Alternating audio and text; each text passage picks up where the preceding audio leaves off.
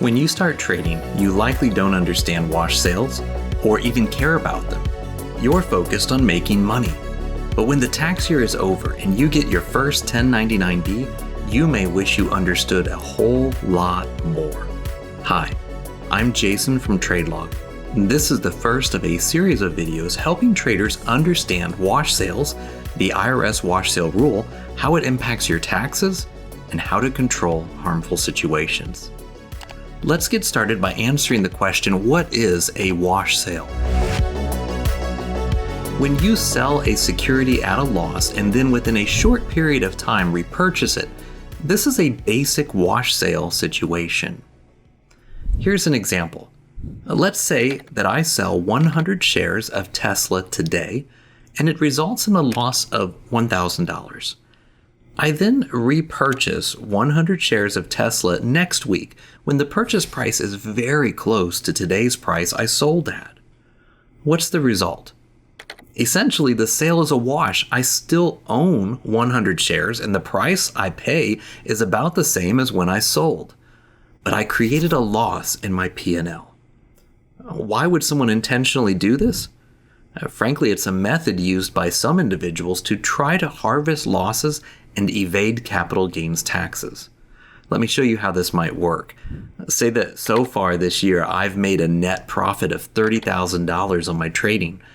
I could try to create wash sales before the year ends so that I book offsetting losses totaling, let's say, $33,000.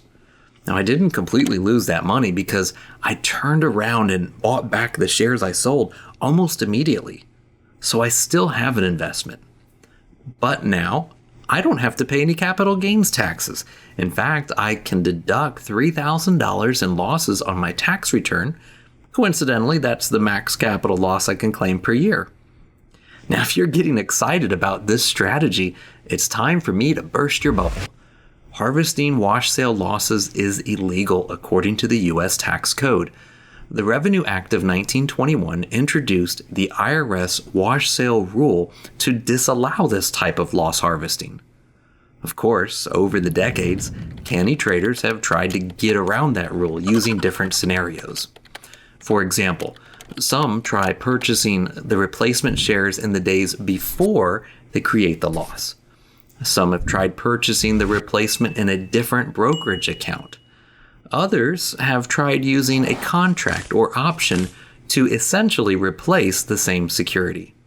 And some have even tried to hide the wash sale by replacing the position in their non-taxable IRA account. And so the wash sale rule has also evolved to cover these scenarios and more. And it's now one of the most complicated of IRS regulations. Here is why it matters to you as an active trader. In today's digital trading environment, you may unintentionally create wash sales very frequently, even daily. Though unintentional, you still must identify and account for these in your tax reporting. And if you're not careful, wash sales could also trigger some disastrous tax situations. So you do need to understand the rules and how they affect you.